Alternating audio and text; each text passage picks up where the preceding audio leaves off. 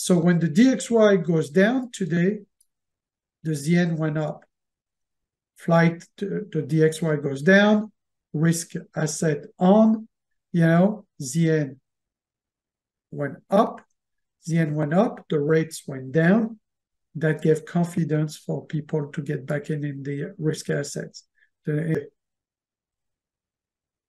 at a perfect example of a great day on how you can really use these synergies to help you. We started the day here, look, 9:30, and the DXY started going down. The all going down means risk asset on. People start buying Bitcoin. People are buying the market. Look, 9:30, same on NASDAQ. Look, the NASDAQ started flying. At the bottom, by the way, at the bottom of the probability rule of thumb. This one is the premium one because we use it with all time frames. You can use it under the daily. But look, right there, boom. The bottom of the probability box rule of thumb. Look at the NASDAQ. The NASDAQ went up 300 points. Do you know what it is, 300 points on NQ? That's $6,000 a contract. You have 10 contracts, right? And you have some broker that allows you to have $500 a contract at trade of it or whatever. And then that is $60,000. $60,000 move today. And those are the stuff that are interesting because you can use that profit and reinject those profits into real asset. Like you go buy yourself 1 or 2 Bitcoin with that. Go buy a Bitcoin and reinvest another 30K into very solid stocks that have real company, real brand, real revenues, and real sales, right? So look what happened today. DXY down, ZN up. See, the ZN double bottom from Friday, took the middle part of the double bottom, and continues. That's very powerful because going into FOMC, if we can hold this 106 area, 106.6, 106.07, then assets are looking good. Even if we have huge retracements between now and March, I got to see this ZN above this 106.07. 106.07, that's a good one. But you want that ZN to go up again, guys. ZN up, DXY down, and look what happened. You have this NASDAQ flying in this channel today of 300 points. So coming into FOMC next week, this is the stuff that you want to look at. Are we going to hold the 106.09? Because otherwise I have a bottom here on this calculator at 105.01, right? Within the next 3-4 months. But right now, as we speak, 106.07, if the Feds are dovish next week, then that holds, and the market pulls back, and pull back the what I told you, even if it goes to that cup, 41.75, 4,085 between now and the next 3 months, it's a huge opportunity one last time before the 2024 elections, right? And it's a huge opportunity, in my opinion, guys, to accumulate assets, So hopefully this is helpful. This is the stuff that I wanted to share. So the key here is I want you guys to keep in mind this cup and handle, right? The cup, the huge channel since 2021. The cup is here. The handle is forming right now, right? And then do we break up all-time high? And you see huge volume here, huge volume here, huge volume possibly here as well. So it's going to be very, very key that you are patient.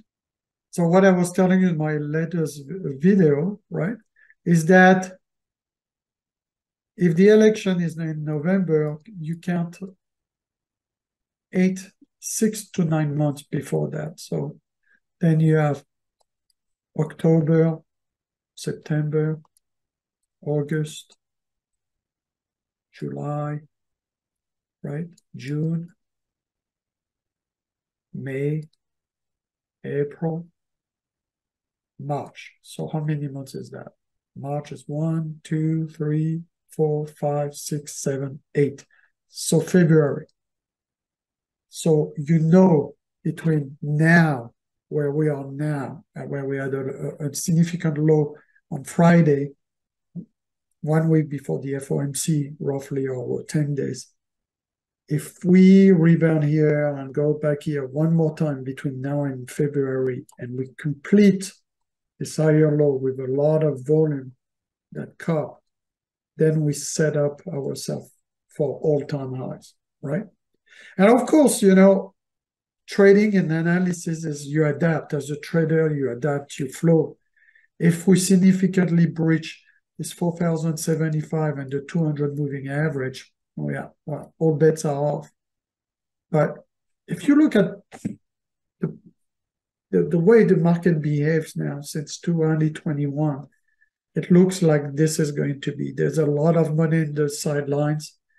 And there's a lot of doom and gloom with the war in the Middle East, in Ukraine and things. If those things somewhat improve and the relationship with a new president improve on the geopolitical front, this is going to create a lot of explosion. But in the meanwhile, look, you already see the cryptos flying. I mean, look, if you look at, we are going on the down channel on the SPX, but look at BTC. Like it's flying. It's getting out of everything. It's retaking the major double top middle part that is important for me when I trade and invest. Look, this is this middle part. That was the top of the box. It's taken. And it's going out of all the boxes. When it's going out of all the boxes, there is a high probability continuation to 38,000 on Bitcoin with a very strong support now at here, 30,200. Okay, so hopefully that helps everybody going into the FOMC. But most importantly, if you are a trader and not an investor, but being both is even better. And that's what I do. But most of my money is in swing trading and long-term investing. But when I do day trade, which I specialize in SPY options, ES futures, DXY, ZN, right? Your VIX, our power volume indicator is very important. That's a secret weapon we use for trading SPY. It's part of our premium tools, right?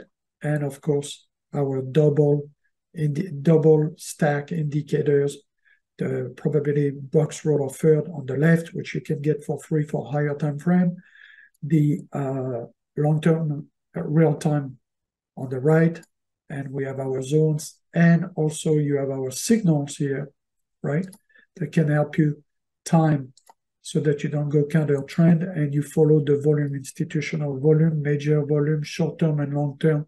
This is for day trading. This is for swing trading and long-term. And when it's blue, you're looking for longs on pullback. And this on Bitcoin has worked very, very well. Okay, so hopefully that helps everybody.